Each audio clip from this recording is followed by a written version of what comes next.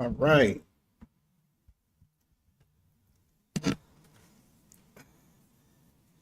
Yeah. Rap is really going through some real shit this year. It's a lot of stuff going on with Diddy.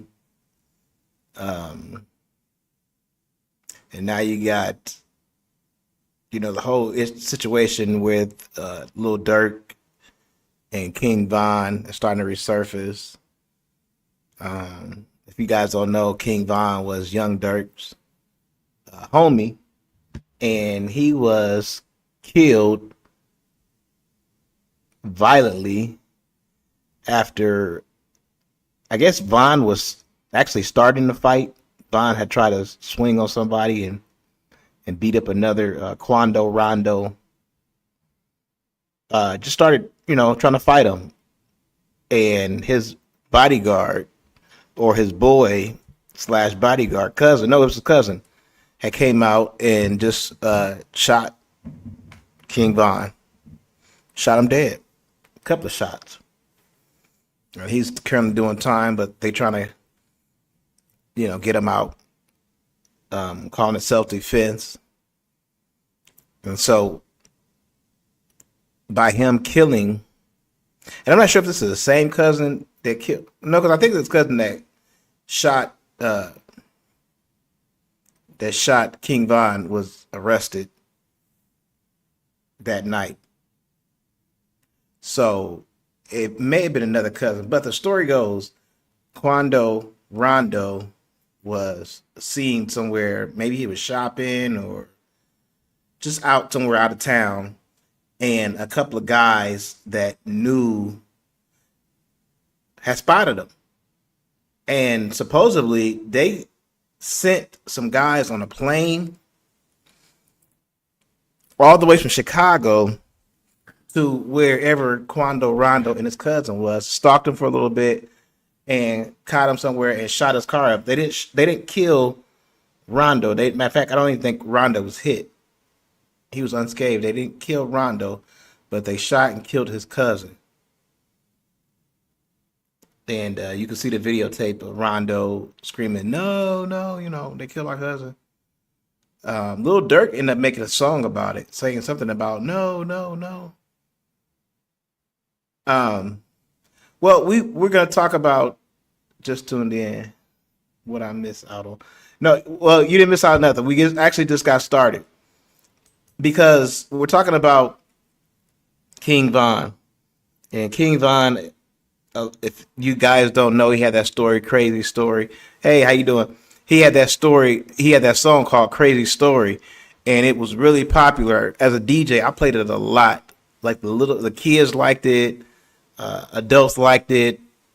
I played it a lot. So he came out with a song called "Crazy Story," and in this story, he really talked really graphically about how he set somebody up. He got the girl to get the drop on the guy, and in order to do that, he told the girl, "You want some shoes, Jimmy Choos." She ain't never had shit, so for some Jimmy Choo shoes or whatever, a little bit of money, she told King Von where the guy was, and then King Von went and handled his business. And he's basically just describing how like the drill life is in Chicago. And these stories were really, really graphic, and people just wondered if he was actually. I wondered like if he was like telling the truth, you know what I'm saying? But like he told these stories really good. One of the probably the best rap storytellers, but he was telling these stories because he was actually doing the crimes in a lot of instances. And you think, man, these guys are good guys. They're young and they black and they really coming up, and you want to give them the benefit of the doubt, but in reality, these guys maybe before they was really in the rap game, but they was trying to change or something like that, but they let led really deep dark past. Even Little Dirk was responsible, they say, for some murders or whatever. Murder for hire is what he's arrested for now. So they're engaged in some type of murders. Let's see what she said. Oh, I hate to take the high Johnny down. I like that. Thank you. I believe it because Chicago is the home of the mafias. Yeah, I mean, rap has always been about telling the stories about your surroundings. But then when you deal with drill rap, what happened with drill rap is it turned into reality. And I blame that a lot on the industry because when you have people like NWA, they was just kind of like telling stories. You know what I'm saying? They wasn't really living that life. Like Ice Cube went to a good school. MC Ren, all them guys, they wasn't in the streets like that. They was just rapping about it, you know, and stuff they heard about and lived and seen. They was rapping about it. But it did cause a lot of deaths and murders and stuff like that by them rapping that way. But drill rap was actually the industry when the millennium started getting older, they was like, we don't like that storytelling where you just making shit up and you not living that life. So the industry wanted something more raw, more grittier.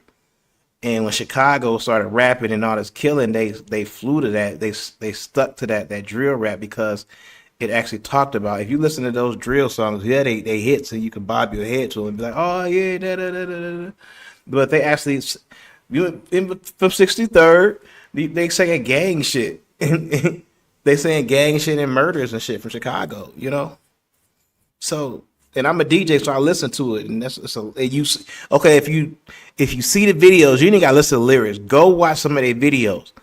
All they doing is got guns in it, and guns and lasers and all in the videos. Everybody got a gun, and everybody got a gun in the video. It ain't funny, but it's true. Like that's how Chief Keef. That's how they came up. Is by doing that. So you have to ask yourself. And a lot of murders happened in Chicago during the height of like the drill era. A lot of murders. So Chief Keef, he's responsible for a lot of this shit. Lil Durk is responsible for a lot of this shit. King Von is responsible for a lot of this shit. Like all of these guys are responsible for this drill movement. And they stars now. So sometimes we look at stars and we'd be like, well, yeah, they nice and stuff like that. But they lit the match for this whole. Y'all know how Chicago was. Yeah. That's all they talk about is drugs. I'm gonna get high off it. They got this thing now that they call, I think it's called crashing out. And what that means, you can basically kill somebody, crash out. But like dude, yesterday he crashed out when he shot somebody, in Peoria. They call that crashing out. I'm gonna crash out. I'm just gonna do something, just wild out. You know what I'm saying? And if I crash out, I could be on drugs, I could be on anything, but fuck it, I'm just gonna crash out. You know what I'm saying? And whatever happened. That's this new generation is scary, man. Like I don't know, just be careful and try not to be around any of these younger youth who want to crash out, because that might not be a good thing. So anyway, we're gonna take a look at this Durk video. Oh, let me put some of this stuff up here that you're saying. Let's see here. She said it's because of the music they listen to. Yep, it is because of the music they listen to. It's very true. And then she said, Roxanne, yes, that's sad. I knew that young man. Yeah, so it really is sad. I mean, it's all about making money and getting kids to do things they shouldn't be doing, Okay, so I got this video here. We're gonna look at and I hope this is the right video, but it's gonna talk about King Von. So check it out. Goals I got for 2021. All right, damn, I'm trying to, everybody goes go up. So make sure y'all sharing this. Let your kids watch it and stuff like that. It's gonna show you like the Chicago life and how King Von was living. It blew my mind because I didn't look at these guys like this. I didn't look at Lil Durk like that, because they look like boys, they look like young men. So anyway, check it out. another notch. I done touch base with like the family shit. Now I'm trying to help the community. Now I'm trying to. That's King Von right there. Little daycares and shit. Just anything to generate money and make the community better and shit. Now I got a lot of friends, but it's now my auntie next to the line, now you see what I'm saying? And then my friends, and and I got kids now. You see what I'm saying? So it never stopped. Like they're giving it and helping. They look like young men. Like you just gotta keep getting more money. As long as you got money, it ain't gonna be no problem. You see what I'm saying? I just gotta keep having money. A rapper who is among those who were shot and killed in a gun battle in downtown Atlanta. A total of 6 people He was were killed in shot. Atlanta. He went all the 3 way have from died. Chicago to Atlanta. One of them, to be a killed. rapper Davon Bennett, who goes by the stage name King Von.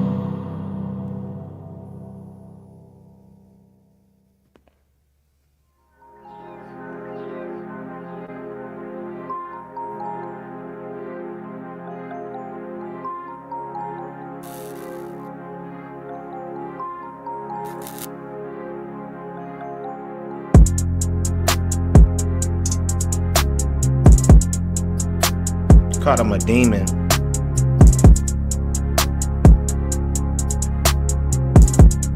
I know, look, there go the guns. All in the videos.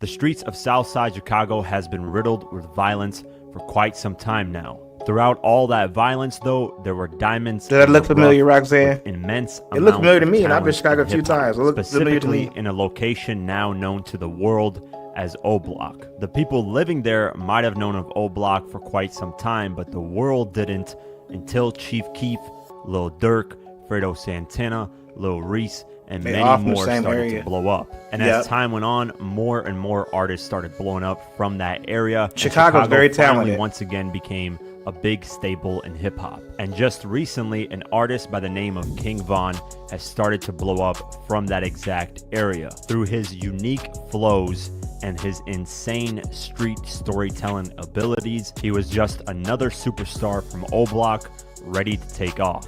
King Von was born Davon Bennett on August 9th, 1994, and he was born on Parkway Gardens, also known as O Block, located specifically on the 64th Street on King Drive in the south side of Chicago. It's always He was Martin raised King in Drive. a broken home with divorced parents. He never saw his mom and biological father together. His father ended up serving time in prison, and when he got out is when he officially met his father, but he was only roughly 8 years old, so he doesn't really remember it. Then a couple months later, after meeting him, his father was killed. Despite that, King Von ended up crazy. getting good grades in school, whether it was through elementary and through middle school. However, around middle school is when King Von says he started getting involved in the street life, because when he got out of school, he was bored and decided to explore the streets with his friends. And around middle school is when he officially met Lil Durk, and they started to hang out as close friends. Don't nobody really know when they started being bad. That shit was really regular. You see what I'm saying? Like, I don't know. I just woke up one day, I was bad as hell. I don't know what the fuck happened. I was just getting good A's and B's. I don't know what happened. School, you see what I'm saying? School over here with the nice teaching and nice people all that. All right, so now I'm going off they from that. Since they nice and being, you know, productive and all, I'm doing my work, I'm in school. But now I'm out of school with the people that ain't doing shit, but on the streets, all they know is being loud, mean, bad, you know, selling drugs, doing this, doing that. So now I'm around them, and now I'm, you know, my environment shit, I'm adapted to that shit. As time went on, while being out in the streets, King Von said that he never joined a gang. Instead, he was forced to be in a gang, which would end up being the BD's Black Disciples. And the reason why he says he was forced to be in the gang is because of the environment he grew up in. If you weren't associated with a gang, That's you would end crazy. up getting beat up every single day and robbed. So you had to be associated with the gang for protection and just for peace of mind. No, I ain't join one. It's just like, since I'm over here, you see what I'm saying? You is what you, where you at? Like if you would have grew up, if you would have been born where I'm at, you would have had to been gang bang. Just cause that's what it is. Or you ain't going outside. And with that lifestyle, obviously came trouble. And the first time King Von got arrested was when he was a young teenager. He got put into juvenile for allegedly armed robbery of a vehicle. And since he was so young, they gave him the option of boot camp. He took that immediately and got out pretty quickly. While his friend Lil Durk was rising in the music scene and becoming a star, he would end up getting into more trouble. And on November 21st, 2012, King Von was arrested and booked in Cook County Jail for unlawful possession of a firearm. And at this point, King Von says he dropped out of high school, which would be his junior year in high school. And without being in school, he devoted himself to the streets fully. That's all they By the know. time he hit 19, he caught a huge case that potentially could have gave him life in prison at the age of 19. This was a That's shooting that crazy. occurred on May 29th in 2014. Then on July 24th, Okay, listen to this. He killed somebody, and they was gonna give him life, but for whatever reason, I think it's because somebody didn't show up or they didn't want to testify. He got off, so he started killing. I think what they say, 19 years old. Is that what they said? So his killing spree started at like 19 years old.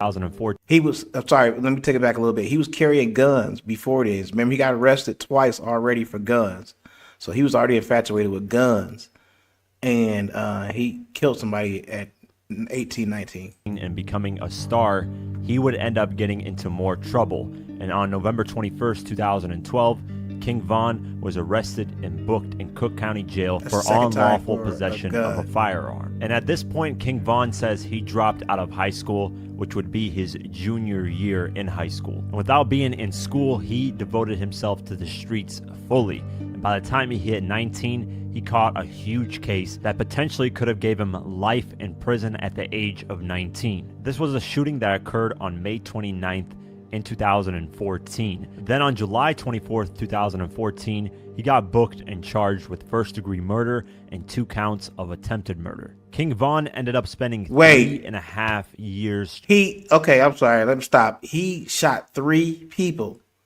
That's what dude just said. He shot 3 people. This dude is wild. Potentially could have gave him life in prison at the age of 19. This was a shooting that occurred on May 29th in 2014. You remember then on it? July Wow. 24th, 2014, he got booked and charged with first-degree murder and 2 counts of attempted murder. King Von ended up spending 3.5 years trying to fight this case, and while being in prison, he didn't waste any time being in there. He ended up getting his GED, and on top of that, he ended up writing his own music for the first time ever because he was planning on beating this case, getting out, and focusing on music like Lil Thank you for Durk the had told him comment. to. And then they charged me, the case I just got off for first degree murder and 2 attempt murders. They charged me with that shit. And I beat that. I mean, I'll get you for that shit. While in prison too, he ended up It ain't nothing getting to him. a You see cell that? room with an 80-year-old man, and he would end up taking care of him throughout his whole prison bid. He would push him in his wheelchair. He would remind him to take out his dentures when he went to sleep. And of course, this old guy ended up calling him grandson, and he also got the name grandson because of how he was carrying himself in prison. He was showing respect. He was showing he was a leader in the BD thing. It be old men like they put you in the cell with like 7. They put me in cell like that I gotta help him I gotta push him in the wheelchair. They put me in there with a nigga that. Nah, for real, like I'm in a cell with a nigga that's 80. I gotta take him to lunch. I'm in a joint. I don't even know this man, but he in my cell. I gotta take this man because you gonna leave this old man there. He's stinking, he loud, he got his dentures in, he be chewing his dentures. He supposed to take them out when he go to sleep, so I'm, school, take your dentures out, man. I'm in jail when he sounds saying, but I'm his grandson, cause So you dangerous, but you got a hell of a heart. man, you know that shit though, man. You gotta look out for your people, man. You gotta look out for your people, gonna look out for you. You see what I'm saying? After 3.5 years, he finally beat the case due to lack of evidence towards him. He finally got out, and at this Beat the point, he case. was 23 years old. And with all this time passed, kill he saw himself. that his close friend Lil Durk was a superstar in hip-hop, and he decided that he needed to do something to get income that was legal, so he wanted to get into music. And Lil Durk encouraged that. He flew him out to Atlanta where he could focus solely on the music, and this is when he started officially recording music.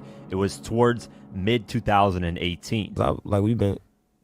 I've been with him his whole journey in jail. Mm-hmm. And I ain't gonna lie, like he ain't never say nothing about rapping. How'd y'all meet? Like we grew up together. So then when he got out, he just tried rapping. And like his first song just like went super crazy. And one of the first tracks he released was with his homie THF Zoo called Beat That Body. And the reception for that track was great, so he kept recording music in Durk's house, and Durk taught him how to write tracks, and eventually he came up with the track Crazy Story. And when he released this track in December of 2018, everyone was going crazy at the crazy storytelling ability of this track, and it was something completely different with multiple flows. We made Crazy Story in my house. Like he ain't know how to write a song, none of that shit. So we had put shit together and that shit just like took over the streets. He kept recording music and eventually released Crazy Story Part 2 with Lil Durk and Crazy Story Part 3. And by this time, Lil Durk officially signed him to his label, OTF, and Durk brought King Von to all of his interviews to show him the ropes of how to do things as an artist. King Von also opened up a lot of shows for Lil Durk and performed solo in quite a few cities. She said, okay, hold on a second. Roxanne said hey, he's no serial killer. But finish watching it. I hear what you said. Finish watching it. And I'm asking a question. Was he the first rap serial killer? I'm just asking the questions right now, but finish watching the rest of it. And from this, he got a lot of money. And one of the first things he did when he got $100,000 was go straight back to his old neighborhood in O Block and give back to the people. He was very weary about trying to help his neighborhood, whether it's building daycares for children, trying to give back to his community so it can be a better place. He did that multiple times. It wasn't just one time where he gave $100,000. It was quite a few times. However, King Von would run into more legal trouble, and this time it would be with Lil Durk. On February 5th, 2019, Lil Durk and King Von allegedly shot at somebody in Midtown Atlanta where they robbed someone for $30,000 and more, and this victim was shot and nearly died, and there were cameras there that caught the incident. So on June 2019, Lil Durk and King Von had to turn themselves in. The rapper, whose real name is Dirk Banks, turned himself in at the Fulton County Jail earlier tonight. Police say he shot a man outside the Midtown Atlanta restaurant back in February. Then Lil Durk's lawyer immediately worked to get bonds set for Lil Durk and King Von because they had no bond available at that time.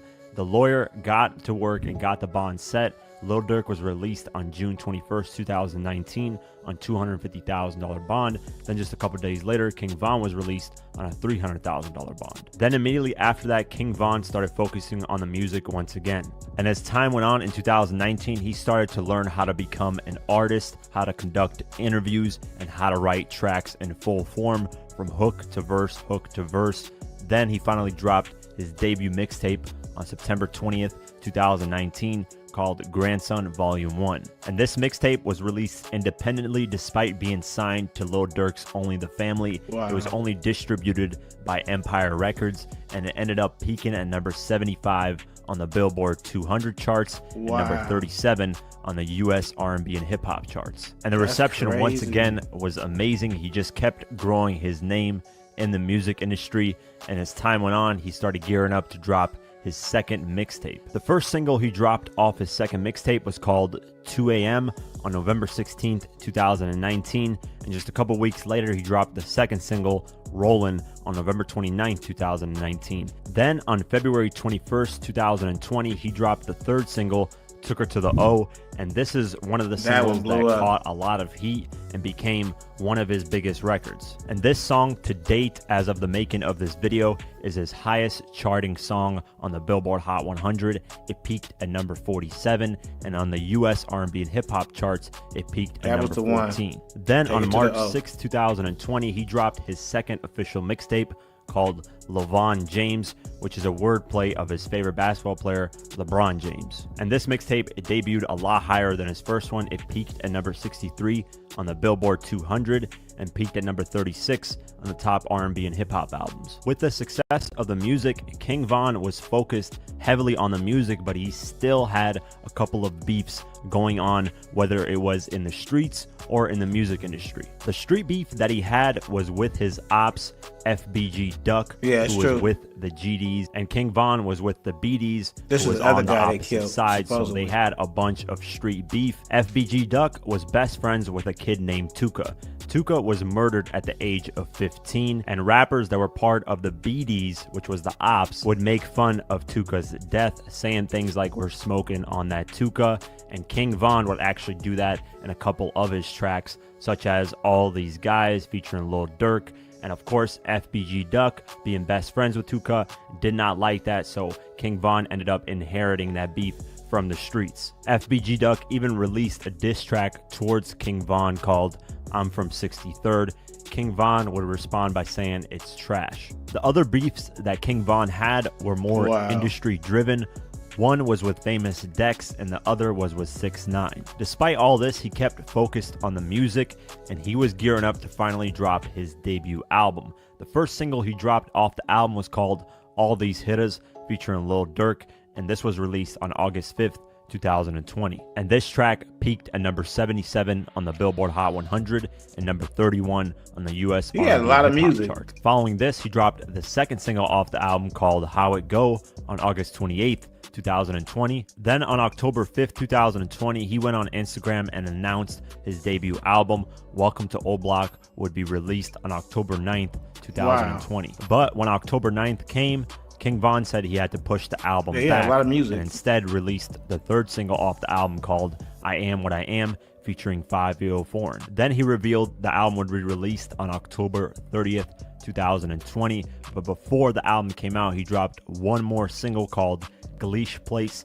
on October 23rd. Then finally, on October 30th, 2020, King Von drops his debut album, Welcome to Old Block. The album debuts at number 14 and sold 25,000 copies within its first week. King Von, however, would never get a chance to see the first week numbers of his debut album because on November 6th, 2020, King Von would end up getting killed due to an altercation at an Atlanta hookah lounge. King Von that night was out and about promoting his debut album. He had scheduled an album release party at Atlanta's Opium Club on Thursday, November 5th.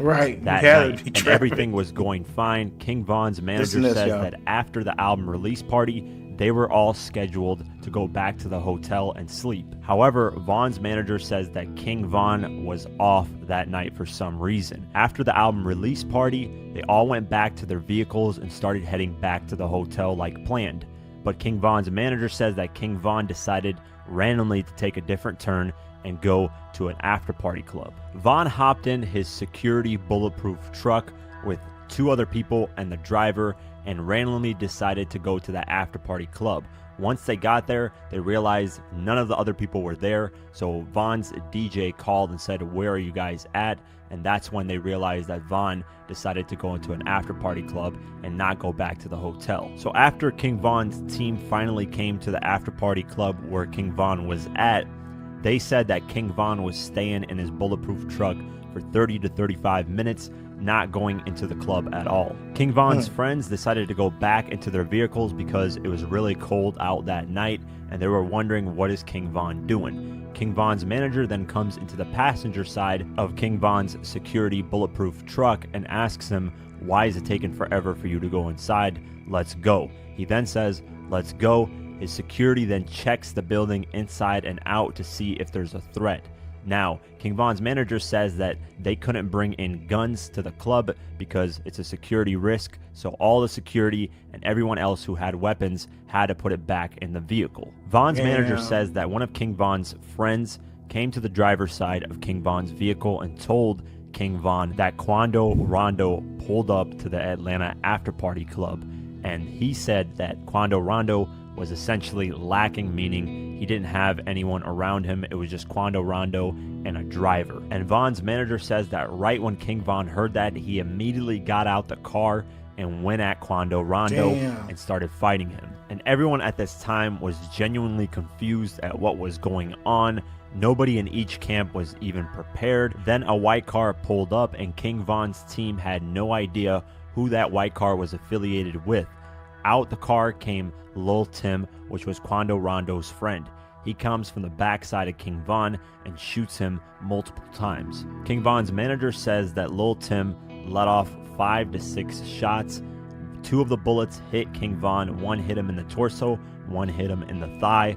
1 of the bullets hit King Von's manager, and King Von's manager says that King Von was using Quando Rondo as a shield while he was getting shot at. And when this happens, all hell breaks loose even more. The police that were guarding the area that night decided to get involved in the altercation and started shooting randomly at basically everyone there.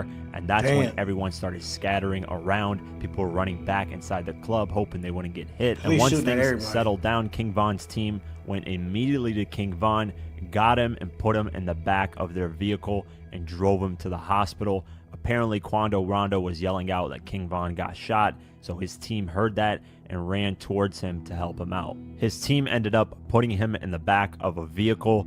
They drove off to the Grady Hospital in Atlanta, and apparently King Von was conscious the whole time, telling the people in the car to calm down and relax and that he's going to be okay because everyone in the car was panicking about what just happened. They drove him to the Grady Hospital in Atlanta and immediately started performing surgery on him, but during the surgery process, he didn't make it. When the news officially came out, it was reported that King Von was in critical condition and that he was shot by the Atlanta Police Department.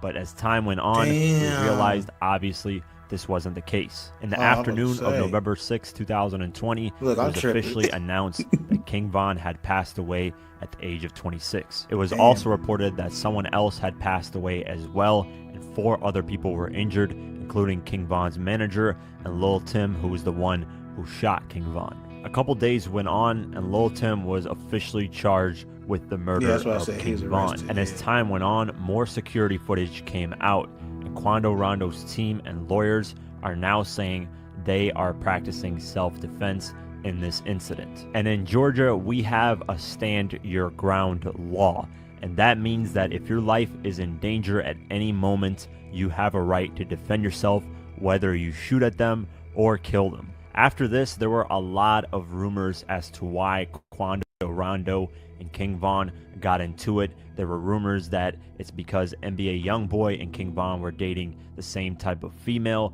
but King Von's manager denied that. King Von's manager denied actually a lot of rumors that were going around, and all these are false. They're just claims from media sources that don't have any sources. King Von's manager, however, did say that King Von went on Instagram Live quite a few times and said that he would put hands on Quando Rondo and his team, and he never mentioned that he would use weapons if he ran into them.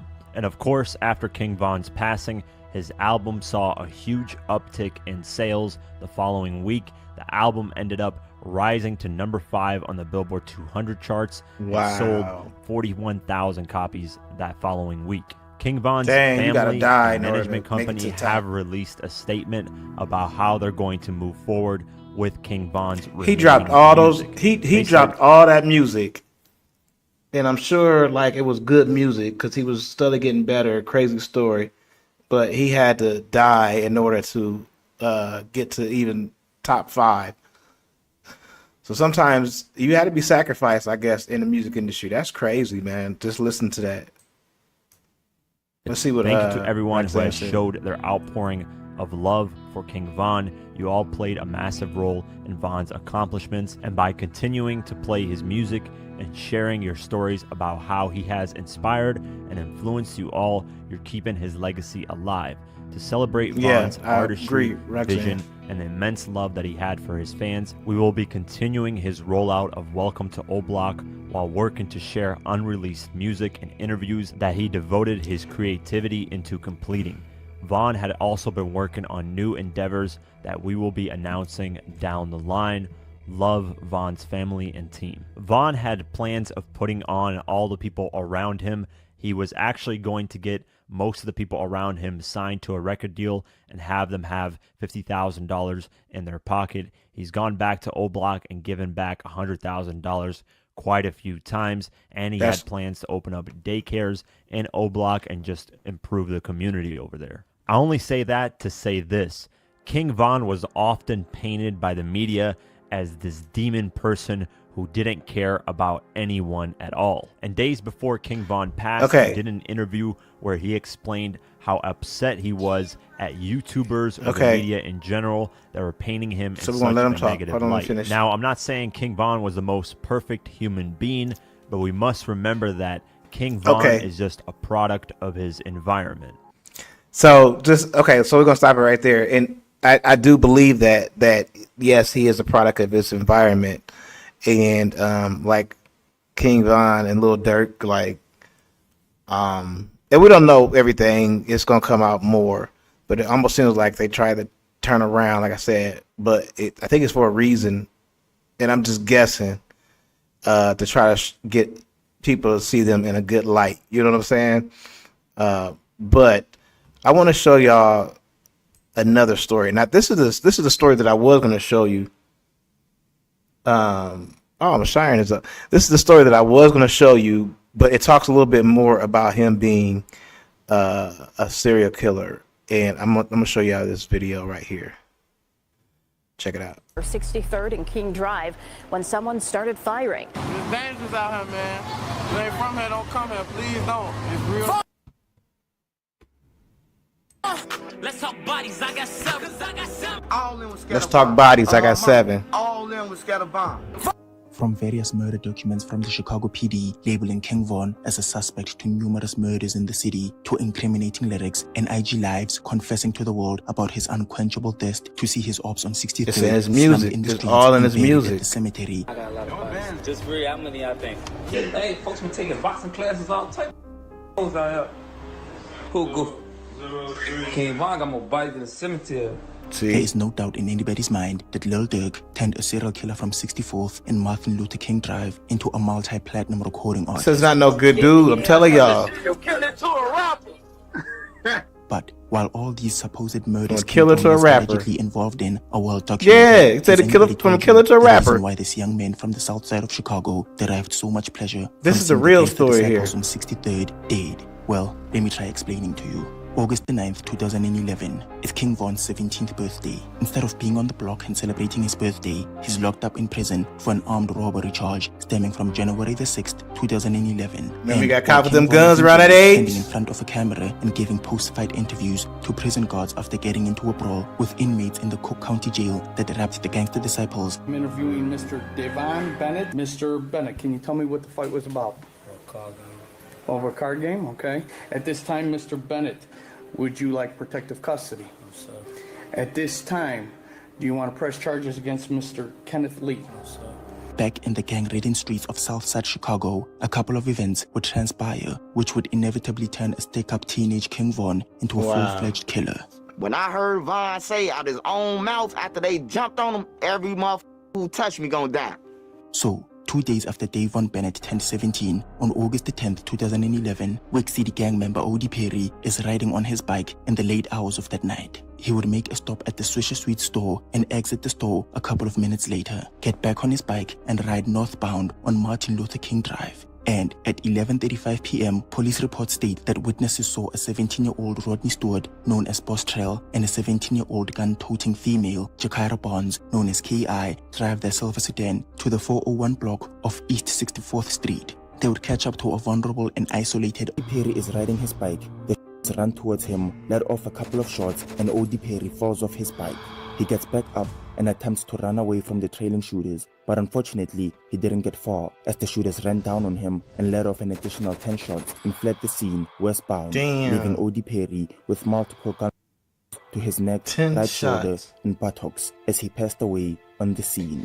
Tuckerville members would run back to 63rd and would bring in Tucker's birthday 6ix9ine was from Chicago. After getting revenge for the alleged shooter responsible for Tucker's. FBG Butter revealed on Instagram Live that Tucker's alleged on his birthday. I'm not talking about Tuka. Why would you say that? Tuka killer died the same year on Tuka's birthday. That's a fact. A 20-year-old O.D. Perry would be left in critical condition and rushed to Stroger Hospital. And regardless of how hard the doctors tried reviving dying O.D. Perry, at 12:18 a.m. on August the 11th, 20-year-old O.D. Perry would succumb to his injuries and would be pronounced dead at Stroger Hospital. Video footage of witnesses gazing at a gunned-down O.D. Perry would surface on the internet, and a photograph of O.D. Perry's bike laid out in the streets after he had been shot would also surface. And as news of O.D. Perry's passing at Stroger Hospital broke, Glory Boy executive Chief Keef would take to Twitter to confess his unwillingness to accept the death of O.D. Perry. And at 3 a.m. that same morning, Lil Durk would pay his respects to the late O.D. Perry and warn his followers about how cruel the gang violence embedded into the streets of Chicago was. And as one side were grieving, the GDs were delighted to hear about the death of O.D. Perry, as King Von's immortal enemy Wooski would shout out Jakira Bonds and FBG Butter for slaying O.D. Perry. And while word on the street would spread about O.D.'s death and how STL were claiming responsibility for his murder, they're telling them themselves online. Went happy about this. That's what I don't get. They would take to social media in an attempt to dispel rumors of Tuckerville claiming responsibility for the murder of O.D. Perry, and instead proudly proclaiming they were the ones who in fact gunned him down. This only goes to show you how much pride and sense of achievement these gang members took in letting the world know they were the ones responsible for murdering a 20-year-old man. But whether Tuckerville or Jaro City were the ones who created O-Block, it didn't really matter, because back in the Cook County Jail, all these murders playing out in the streets of Chicago were slowly morphing King Von into a demon. He'd rap on his posthumous release titled Where I'm From about how he was locked up in jail when he heard about OD's passing and his inability to comprehend how he had gotten killed because he was always armed.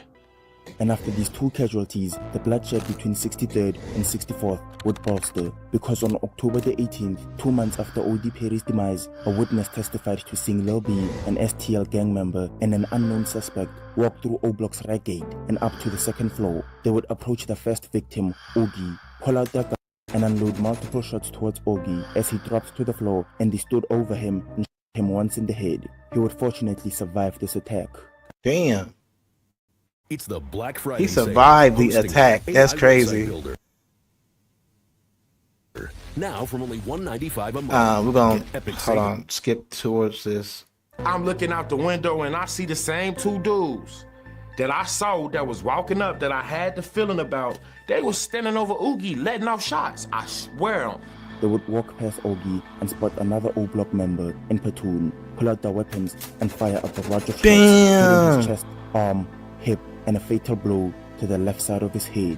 We ain't have situations where the ops come on the block and they sending shots at and anything like that.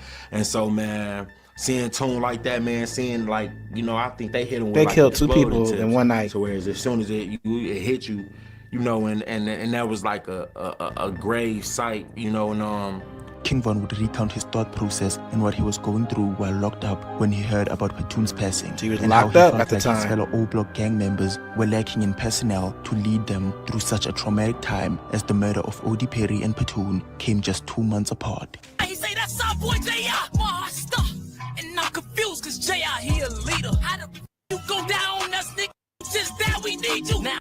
On February the 16th, 2012, C Murder's younger brother Sherrod Liggins would step outside a convenience store on 64th and King Drive, and from out of nowhere, a man would run up on him and unload multiple shots, hitting Sherrod's head. He'd stay in critical condition at Stroger Hospital for 4 days. It makes you wonder if they was trying to get him to do it. 20th. Witnesses who gave statements to Chicago PD believed that the GDs from 63rd were responsible for Sherrod's death. The GDs would waste no time in showing their disrespect towards Sherrod, as Jakira Barnes alluded to personally knowing who was responsible for Platoon and Sherrod's passing. Hell, even Mama Duck hopped on Twitter and exchanged words with a member from 600 as she dissed OD and Sherrod. And as Jakira and Mama Duck were dissing the ops, they didn't realize Sherrod's death had given birth to Sherrod's squad, and soon the teenager who was beaten up on the bus would start playing a major role in this beef. And while being in jail and having to hear about all his friends getting gunned down in the streets of Woodlawn and not even having the courtesy to attend the Turn him into a demon, that's what he confessed his said. ulterior motives to retaliate for the murders of OD Perry, Platoon, and Sherrod on his introspective track Don't Wanna Be Me of his March 2020 album LeVon James, where he details how his plans had changed after he had lost OD Perry, Platoon, and Sherrod. And due to the death of his O-Block affiliates, he'd have to put the plans he had made in prison aside and put his mask on, slide, and gun down his ops. And with 80% of the murders going unsolved in Chicago, this would be the perfect conditions for a looming serial killer to inflict harm on his victims, mark their deaths on Twitter, and later rap about his alleged killings in the years to come. The conviction rate for murders is so bad in impoverished areas like Woodlawn that the aforementioned cases, including those of Tucker, OD Perry, Platoon, and Sherrod, no one, if anybody, was convicted for the murders of these young men, meaning that those responsible would face no repercussions for their actions and would either end up getting gunned down in the streets themselves or would go to jail for completely unrelated charges to the murders they had played a role in. Former Black Disciple driller and 600 gang member Tate Capone would tell 16 Shoreham visuals about how thirsty and determined King Von was to go and gun their ops down in 2012 and how he would constantly be in shootouts. In 2012, everybody couldn't hang with Von. Like, if you was hanging with Von, you had to accept everything that came with Von. You had to accept that you was gonna be in shootings, accept that it was gonna be that, and you had to be with it. You feel me? With Von. He tell my week gone. He got on a motherfucking book bag and a little ID around his neck, like he going to. He trying to go nail something early. Bro, bro, Vaughn, get out my face. And while repeatedly being in shootouts and constantly creeping, trying to catch an op lurking, the Chicago PD would book King Von on a physical battery charge, and he would post a selfie in the back of a cop car. But little did CPD know that the crimes King Von would get himself involved in That the dude coming tell months you, were no even more heinous than a battery conscience. charge. But before catching what the Chicago PD has documented as King Von's first body, on August the 8th, 2012, King Von was inside a store while his close friend Whitey awaits him outside before somebody rides through on a bicycle and fires 5 shots, killing Whitey. Now, this wasn't anybody from STL, but a member from Jaro City named 50 Shots, who was sentenced to 115 years in prison after Javon Edwards, a member from O Block, snitched on him. And after this tragic incident, King Von's demeanor would change, as he himself claimed on Demon. BDs like Chief Keef and Lil Reese would mourn Whitey's passing. So anyways, man, Jaro City 50 got sentenced to 115 years for the murder of O Block White. Jaro City 50, he a member of Jaro. Various O Block members would mourn the loss of Whitey, and King Von would reference the situation on multiple occasions on Twitter, describing how he had bought Whitey a pill and they would later take his life. And he would confess how the slaying of Whitey had turned him into a demon. If I tell you I love you, I mean it. When Whitey got killed, I seen it. All right, I still can't believe it. Turned me. Hey, that man got killed on my birthday. That was so cool. Ain't that crazy? I just gave this man a pill. Did he say he just gave him a pill? Man, these boys are wild. We're gonna fast forward through this, but yeah, I'm reading your comments, and you hold on. Let me see. Let me get to your comments here. He said he just gave him a pill. That's crazy. The most distressing aspect is that we are witness the situation as well as the police did, and we did not stop it. They allowed them to engage in violence. This is a serious issue, especially considering the recent black on black murders. Right. They act like they didn't know what was going on in Chicago. They kind of did know a little bit. Maybe they didn't react as well as they could. The boy clearly needed God. He was a demon child. Yes, that is definitely true. He was a demon child. As I said, and then when you see the other video, and that's the thing, you see the other video and you're like, well, you know, he wasn't really like that. You know, he was, no, I'm telling you, him and Little Durk, and I'm not saying that Durk won't get off on these charges, but the stuff that they have on him and Little Durk, I do my research before I jump into these podcasts. The stuff they have on him and Little Durk is bad. Like, it's really bad. That's why the feds were involved. It's really bad. But like that, it happened, you know? After losing his close friend Whitey, King Von would fully turn his attention to raging war in the streets of Chicago. And while he'd go through sleepless nights grieving his friend and expressing himself on Twitter, detailing the events that unfolded on the dreadful night. And see, that's what I'm saying. Like, they do stuff and they jump right on Facebook. It's times where you're going to see where Von killed somebody and jumped right on Instagram and posted about it and tweeted about it. It's like all the cops had the day say, well, we don't know what's going on, who's killing who. And all you have to do is go on social media. I mean, really, these guys were bragging about everything they did.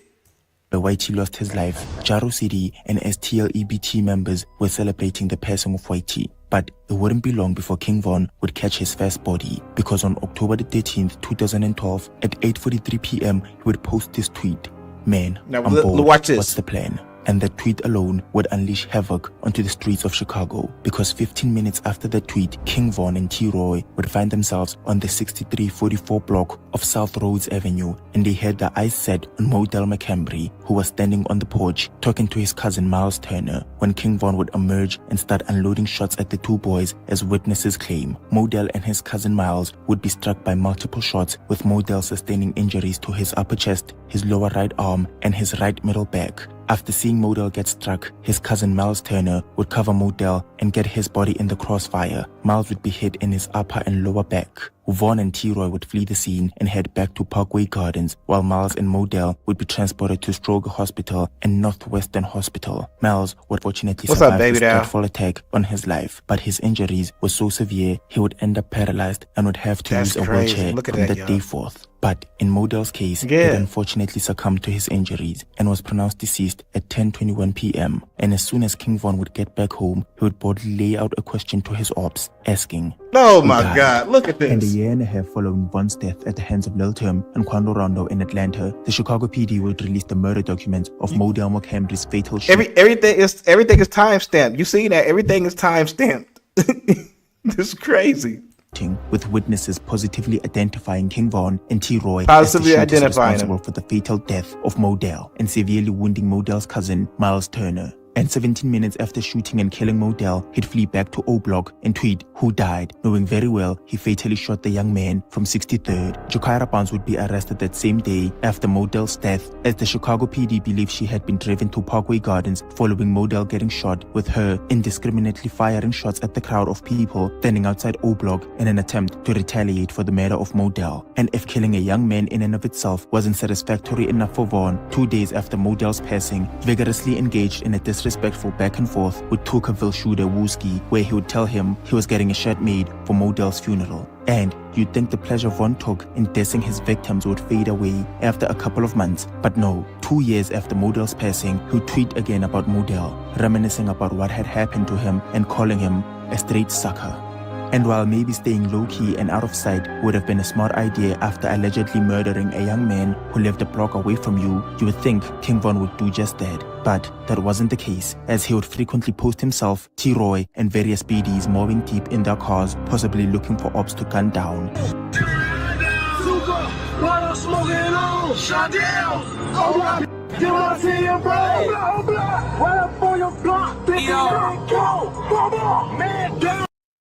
I've been receiving texts from Charles Schwab's on a week. It is crazy. It is just that. It's crazy. All these murders. And some of them, like I said, they said they was over a female at one time. So it don't be over a lot of stuff. I mean, and it looks like they all got money. They got way more money than I got. If it was me and I had all that money, like you wouldn't find me. I definitely would be in no car screaming out, nah, you wouldn't find me. Like for real, I'd be on the beach somewhere. If I had all that money, I wouldn't be trying to look for no ops. I'm sorry, I'm not laughing, y'all, but I wouldn't. No, this is beyond crazy. Like I'm saying, and I'm showing y'all this because I want y'all to see. This is the lifestyle that they use, and we listen to their music, we turn up to their music, but behind the scenes, this is how they live it, and we promoting it, we sponsoring, you know, their activities. That's crazy. He'd be seen chilling with a gangload of BDs in Parkway and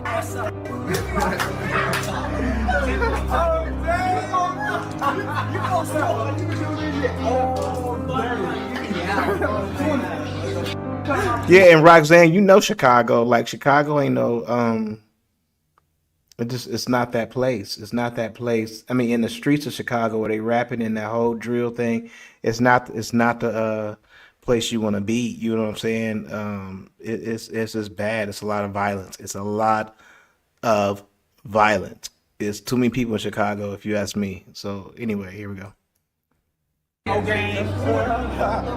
At stores with his right-hand man T-Roy, scaring customers while standing in line. These posts would be obviously accompanied by disrespectful tweets letting the world know about his sinister motives to shoot his ops on sight and letting everyone know that he was STLK or a St. Lawrence killer. Then, on October 29th, 2012, King Von would tweet that his best friend T-Roy was leading in people he had killed and he wasn't trying to hang around him until he had caught up, telling him he'd need at least until Friday. And whether this was a brazen illustration of how King Von sadistically enjoyed murdering the opposing gang members and leaving them slumped in the streets of Chicago, or this was just him being stupid, you decide. But on October the 30th, the next day, it's T-Roy's birthday, and King Von was believed to have been outside, riding and looking for ops early in the morning, as he tweeted about drilling like OD.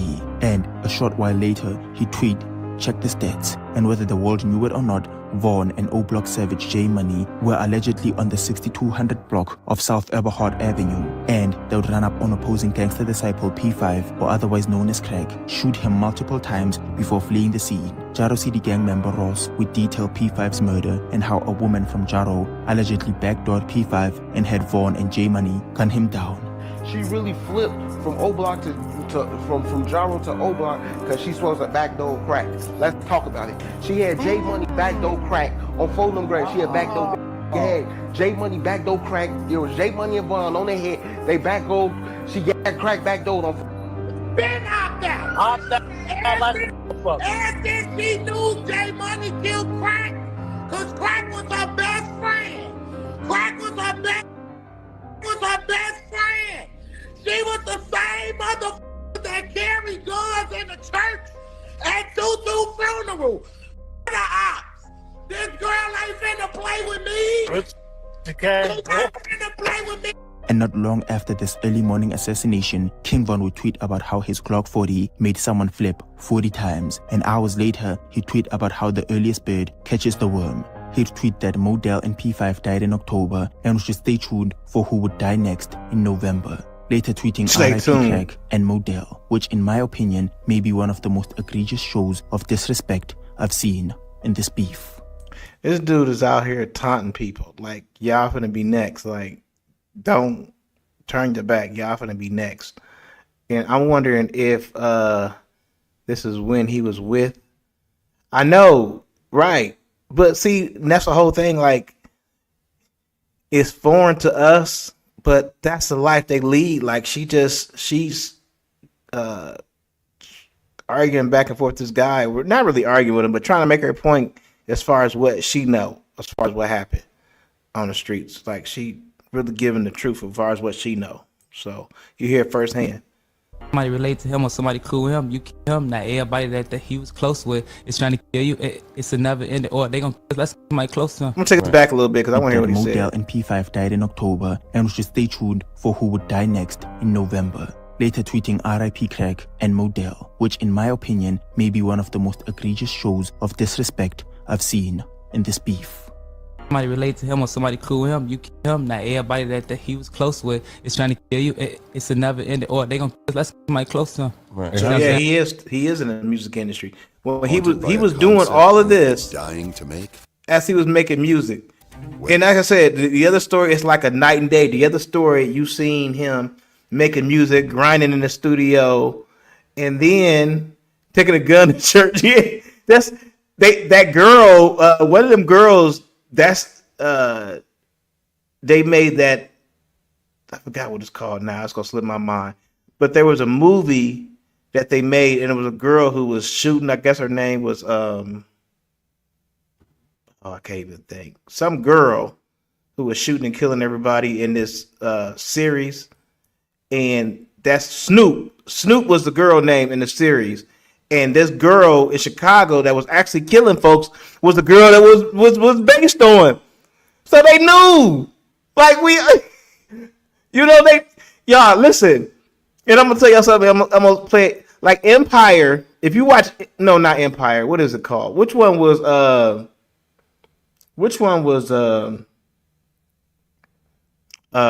what's that guy name? I can't think. It wasn't Empire. Was it Empire? It was Empire. The series Empire. Empire, like how he killed, like how dude was killing people, the producer and stuff like that, and the dad and stuff like that, and how he had to do shady shit, but he was on top. That was like, I think that was based on Puffy. How Puffy had to take people out and stuff like that and kill people to remain on top and stuff like that, and how he did as artist a little bit. A lot of that stuff was based on like Puffy and how he, but y'all, people know about this stuff and they make movies, they make money off of it, but they don't. As you can see, like the FBI did not jump in and swoop and stop this murder and killing spree for a minute. They didn't jump in and stop it. They let it go on for a while until they can collect evidence or whatever. But they allow people to get killed. So anyway, we're gonna go ahead and finish playing it. Stop it to everybody, all the people that playing the game. It's gone. You see what I'm saying? So it's the last man standing. It's either you're gonna be in jail, you're gonna die, or you getting lucky around bitch. This gang Mama Duck. banging. Yeah, you're right. I'm trying to make it in real life. That's a tweet by Tuckerville gang member Boss Trail. It seems as if the gang life had taken a toll on him, and word on the street And was Mama he was Duck, planning on moving away from the gang. she kind of put her nose in it too, because she put like out a diss before Duck was shot and killed. She was like, as y'all see, she was like putting out diss. She jumped on Twitter and started trying to diss. So like I said, that was this whole Chicago lifestyle or whatever. That's how they do. They do shit and they jump online immediately, and that's how they start their beef. Like a lot of people got killed like that. Like when you hear like, what's your location? Drop your location. That's like where they got that from. Like if somebody beefing, oh, well, drop your location. And they drop their location or whatever, tell where they at, and then they end up dead. That's Chicago lifestyle. Gang-infested streets of Chicago and get a fresh start at life elsewhere. 2 days before his departure from Chicago, Boss Trail paid his girlfriend a visit on Mary Crest, 7 miles away from 63rd and St. Lawrence. On November the 8th, 2012, T-Roy and King Von would tweet about rolling hard at 1 a.m. in the morning, and at 6 a.m., Boss Trail would have breakfast with his girlfriend. He'd then leave the house to go sell 2 bicycles at a nearby pawn shop, and as he walks past an alley, King Von and T-Roy would allegedly approach and unload multiple shots at Boss Trail, hitting the back of his head. He would be transported to a hospital and would stay in critical condition for hours, fighting for his life. FBG Cash would pay him a visit and post this picture on Twitter, saying he can't let go. And while Boss Trail kept fighting for his life, back on 64th, ops were growing impatient as they were hoping Boss Trail would die. King Von and T-Roy expressed their frustrations on Twitter, tweeting, "Ops Niggas were ain't dying on on time. Look at but this. Unfortunately, at 11:45 p.m., Boss Trail would succumb to his injuries. King Von would post this disrespectful tweet after hearing the news of Boss Trail's death. Well, you ain't boss to me. Y'all, listen. This is no respect for life at all. This dude said niggas ain't dying on time. Like, wow. And you post and you go. Listen, I'm telling y'all, they're not talking about Lil Durk, okay? This isn't about Lil Durk, okay? But you have to understand, this is who Lil Durk signed. Lil Durk knew him. He hung with him. They grew up together. If dude is doing these crimes, where do you think Lil Durk is at in all of this? I was unsure that he was a rising star as he was doing this, but as you clearly see, he was doing interviews. So, you think they got dirt on Lil Durk? That was hard to say. You think they got dirt on Lil Durk? I said it twice. I should have just kept it the first time. It sounded professional. You think they got dirt on Lil Durk? Hell yeah. In critical condition for hours, fighting for his life. FBG Cash would pay him a visit and post this picture on Twitter, saying he can't let go. And while Boss Trail kept fighting for his life, back on 64th, ops were growing impatient as they were hoping Boss Trail would die. King Von and T-Roy expressed their frustrations on Twitter, tweeting, "Ops went dying on time." But unfortunately, at 11:45 p.m., Boss Trail... Hold on, wait. Lon. I hope it said your name, Lon. You said that Chicago is better. My cousin just got killed 2 months ago. They don't know who did it. They killed him and they left his body by some train tracks in Chicago. I mean, whoever did this was severe. I mean, his arm was badly bruised. His leg was badly bruised. I'm telling you, you think of the most savagest beasts. Think of a movie. Think of the most savagest beasts, how they might do a human.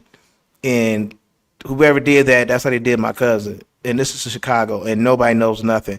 Things happen in Chicago, and life just goes on. You don't hear about the murders. You don't hear about the shooting all the ways. But Chicago is bad right now. I mean, it's still bad. As long as you have these young men like this right here, and this drill music, it's gonna be bad. That's what they rap about. I'm finna go kill somebody. Listen to what they're telling you. This is 09, but you know, Lil Durk just got arrested. FBG Duck didn't get killed not too long ago, and they pulled up on FBG Duck in high class area of Chicago and gunned them down mafia style. They said they ain't seen that type of slang like that since the mafia days.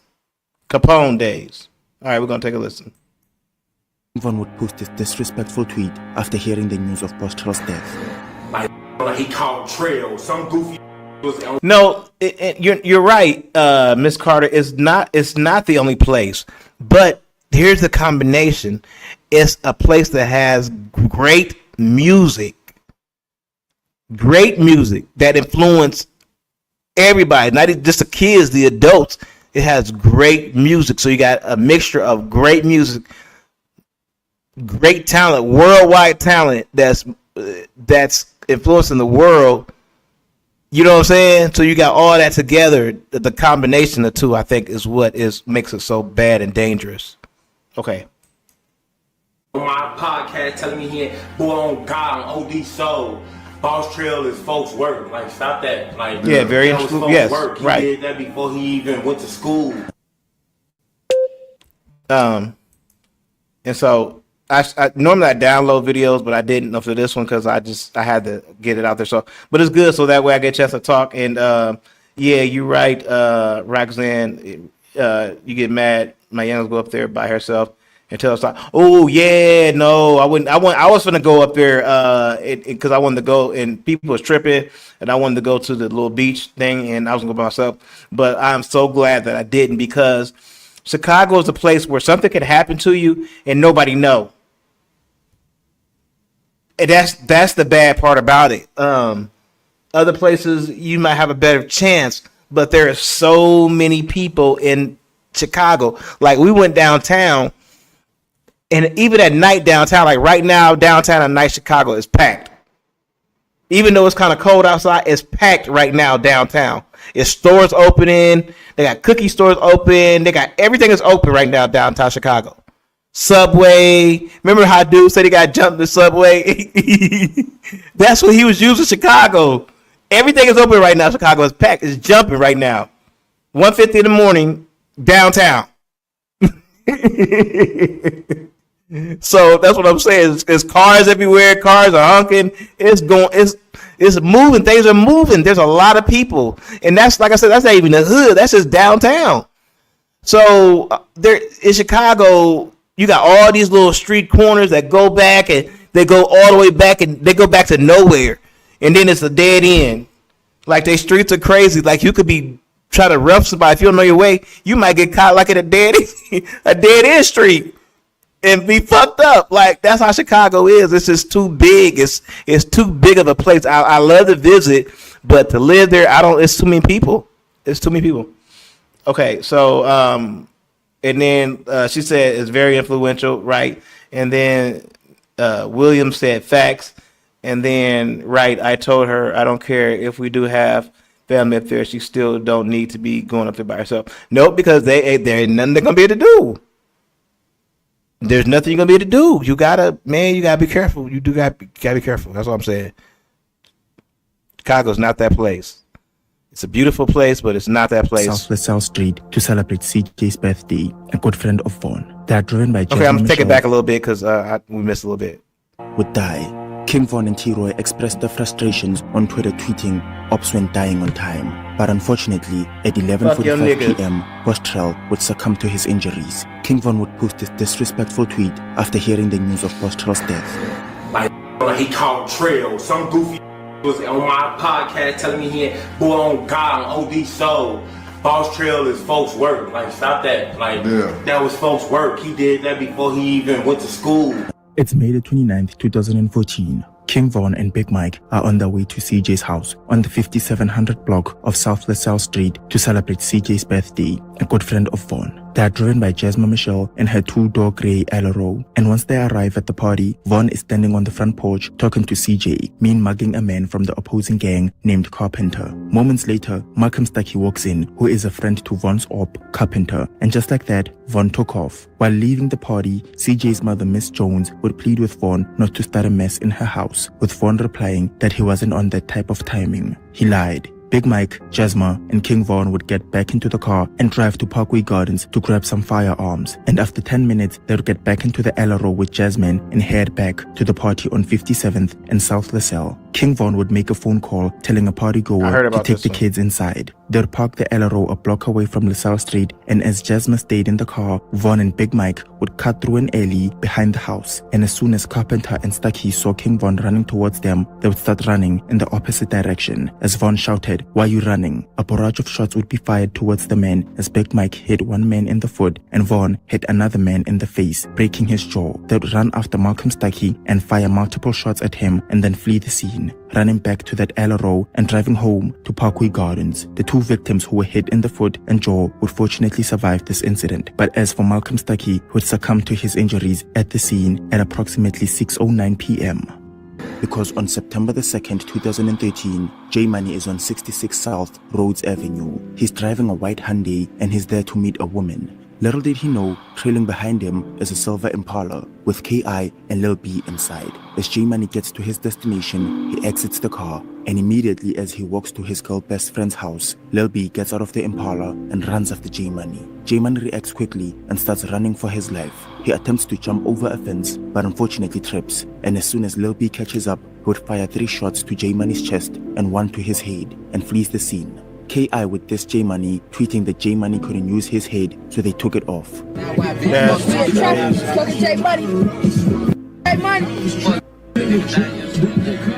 Lil Durk paid his respects following the news of J Money's passing, and J Money's baby mama would allude to his girl best friend setting him up because she was in love with one of the GDs from Tuckerville.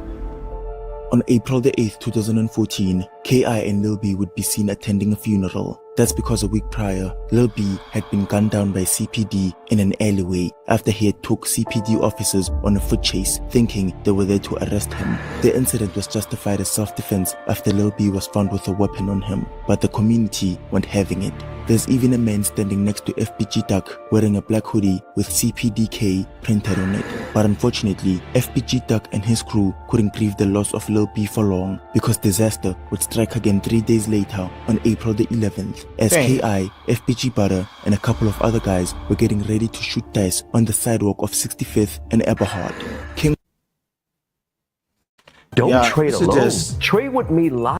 I mean, and like I said, this is Chicago. This is just they crew, you know. This is just they crew. Not talking about any other stuff that's going on around Chicago. This is wild, y'all.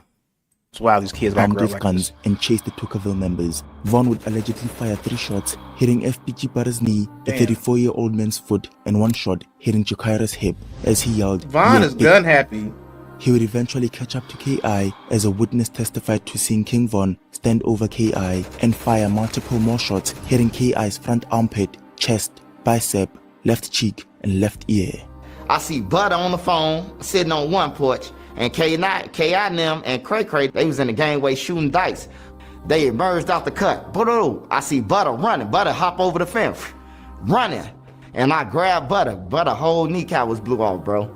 And did you hear the gunshots and everything going on? Oh yeah, they sound like something special. They was boom, boom, like the police trying to lock up Duck. They told Duck he responsible for it. They just left K.I. on the ground. So I went over there by K.I. Smoke was coming out her neck, man. It was all sad, bro. I'm standing over telling her to be all right, kneeling down over there. But when she got in the ambulance, she was gone, man. And then Von walked up to me, and I shook his hand. He like, look straight. Why you telling me to look straight? He like, look straight. And what I'm finna say to you, don't look at me after I tell you. But he literally say just like this. You know why I just ran up on them and caught K.I. She was the last one running out of the gate. Witnesses who testified would name Davon Bennett as the responsible shooter, and Chicago PD would arrest him for first-degree murder on April the 29th. King Von would tweet they should never free him, but a couple of weeks later, Chicago PD would have to let him go because they believed they didn't meet the burden of proof required to take King Von to trial. And after he got out, A&E Network would release a full-length documentary detailing the life and death of Jakira Barnes, where they featured the same guy who allegedly took Jakira's life. And after walking out of the Chicago PD's custody for Jakira Barnes' he killed somebody. They made a documentary because she was like the killer. She was like the shooter. So she was so popular for being the shooter. They made they praising people who kill people. So she was a shooter. They made a documentary, and Vaughn supposedly is the one that killed her. He confessed to it to somebody else. He went and got in the documentary talking about her.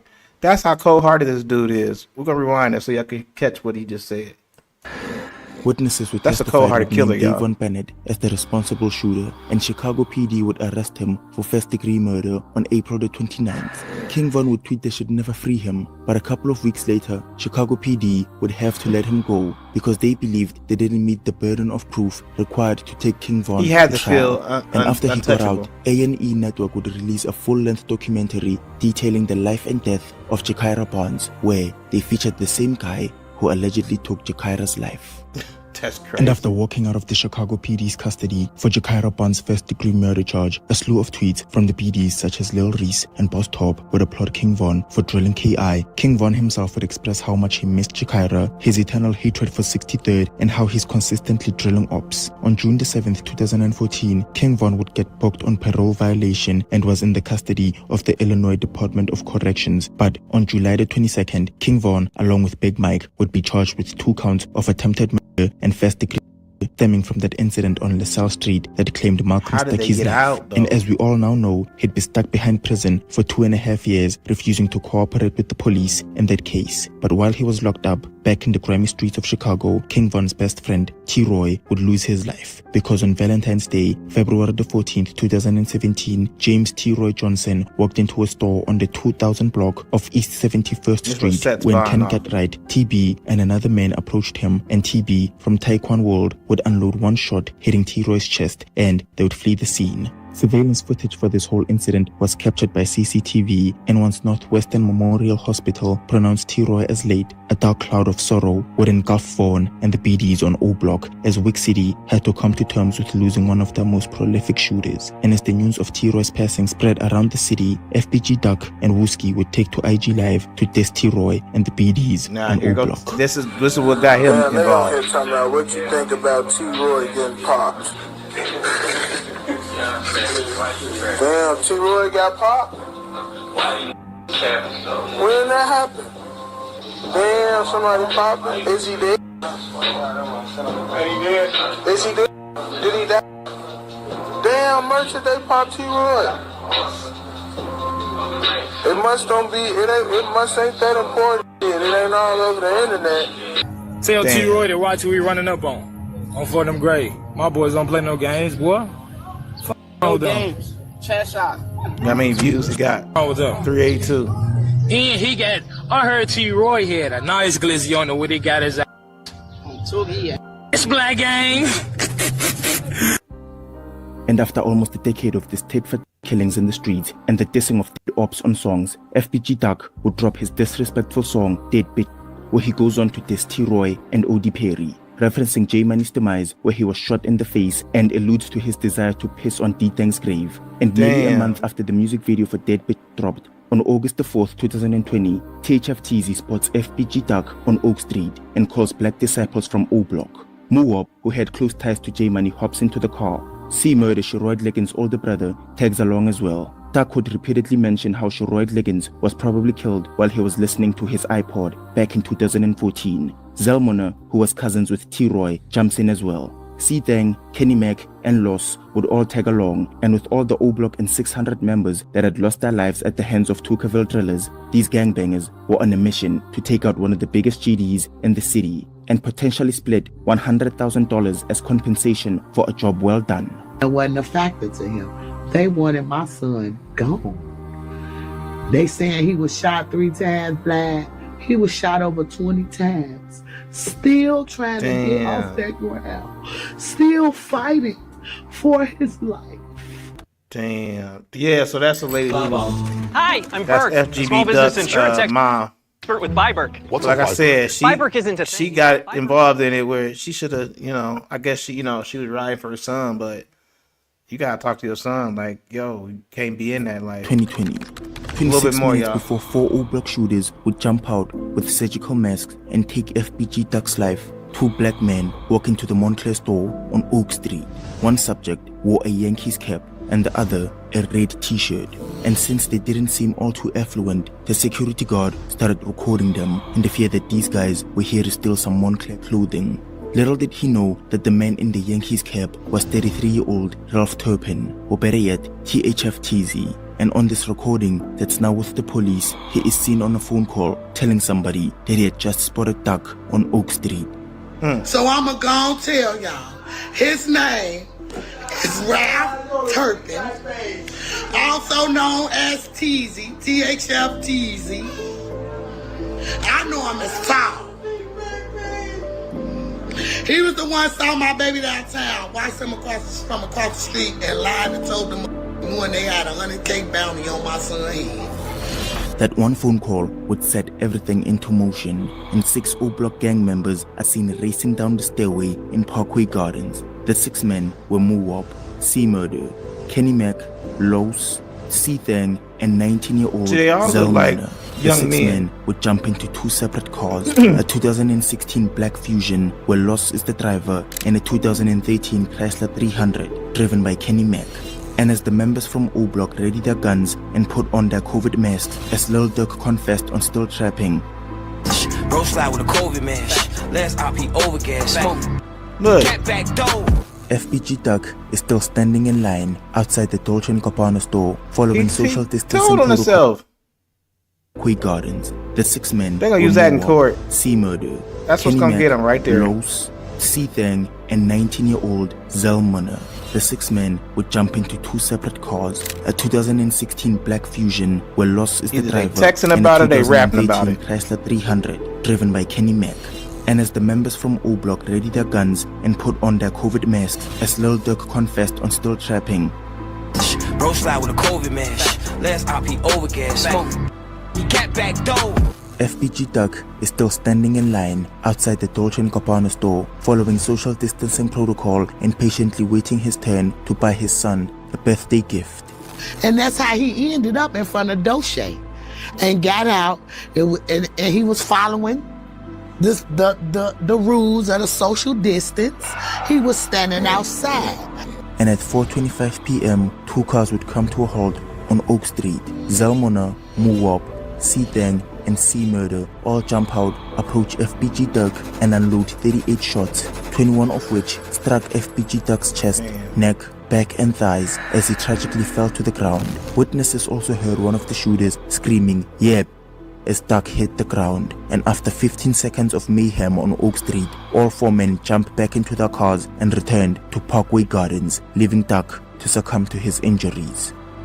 Erica and Brad, a man and woman, were seriously injured in this shooting, but their friend, a rising Chicago rapper, did not survive. I heard like a machine gun going off. Howard Gordon happened to be standing outside his convenience store. That's when those shots echoed. His store surveillance captured the horrific sounds. I knew for sure this was gunshots. 4 individuals exited those vehicles, 2 from each vehicle, and began firing. Close to 50 shots fired before the shooters jumped back. 50 shots. So, yeah, that's crazy. So we're gonna leave it at that, y'all. I hate to see. We're gonna leave it at that. Let me see, right? Let me see. I hate to see.